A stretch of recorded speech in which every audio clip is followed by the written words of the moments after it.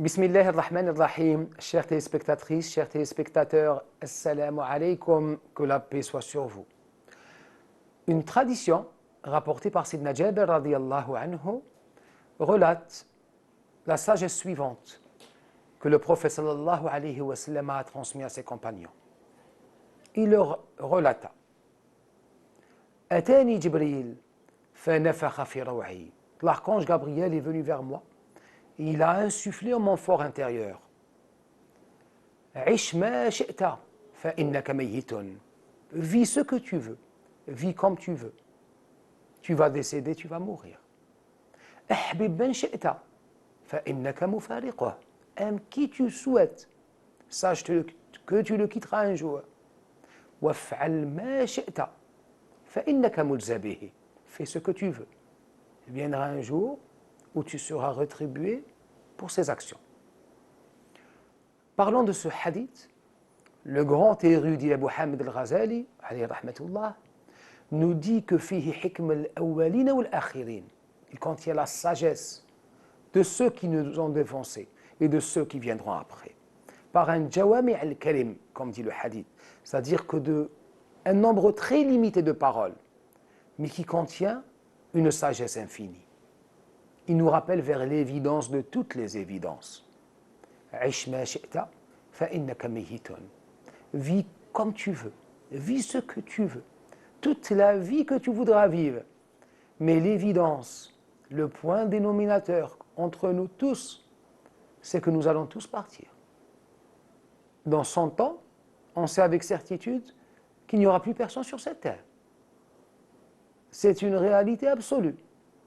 Kullu nafsin dha'iqatul maut. Toute personne goûtera à cette mort. Mais en même temps, khalaqa al-mawta wal hayat liyabluwakum ayyukum ahsanu amala. Il a créé la mort et la vie pour vous éprouver. C'est pour ça qu'on dit que la dunya, le bas monde, dans imtihan, c'est la vie d'un examen.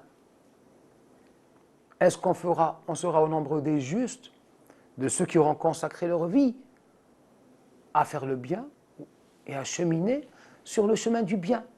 Ou au contraire, aurons-nous été des êtres négatifs, porteurs de mal et de préjudice pour autrui? Mais en même temps, le hadith nous rappelle la sacralité du temps. Il nous rappelle combien le temps est précieux. N'insultez pas le temps. Le temps, c'est l'éternité. Dit notre hadith. Et le dahr, l'éternité, c'est Dieu lui-même. Ce temps, est-il venu à l'esprit de l'être humain? En vérité, il n'est qu'un instant de l'éternité. Qu'est-ce que 10 ans, 20 ans, 100 ans, 200 ans sur l'échelle de l'éternité? Mais en même temps, ce temps est très précieux. Il nous a été alloué, mais pour nous préparer à la vie éternelle. Mais également, le deuxième rappel du hadith, Ahbib man shi'ta fa innaka mufariquhu. Aime qui tu voudras, mais viendra un jour où tu le quitteras. Un autre hadith nous dit qu'à l'enterrement de tout être humain, il y a 3 réalités qui le suivent. Sa famille, qui l'accompagne vers la tombe. Mais également sa fortune qui voudrait l'accompagner, car la propriété est liée à la personnalité humaine. Et ses actes, c'est-à-dire tout ce qu'il aura accompli ici-bas. Le prophète nous dit, 2 retournent et 1 reste avec lui dans la tombe. La famille le laisse et repart chez elle. Pareillement pour sa fortune qui sera répartie en succession. Mais il ne sera accompagné que par ses actes. C'est pour ça qu'il écoutera ce rappel, Ana amaluk. Ces actes, dans l'autre monde, lui apparaîtront soit en des êtres beaux à l'image de ces actes qu'il accomplissait, ou au contraire, comme des images ou des apparitions terrifiantes, car ces actes étaient ainsi. Enfin, le prophète sallallahu alayhi wa sallam nous rappelle au jugement, au jour dernier. Yawm al-hisab, if'al ma shi'ta. Mais en même temps, à la liberté qui est donnée à tout un chacun. هديناه السبيل إما شاكرا وإما كفورا. Nous lui avons accordé le choix, le libre choix, soit de faire partie de ceux qui se montreront reconnaissants pour les bienfaits que le Seigneur leur a accordés. Le premier étant celui du don de la vie. Ou au contraire, ceux qui ont été dans le kafour. Le kafir, étymologiquement parlant, est celui qui est voilé.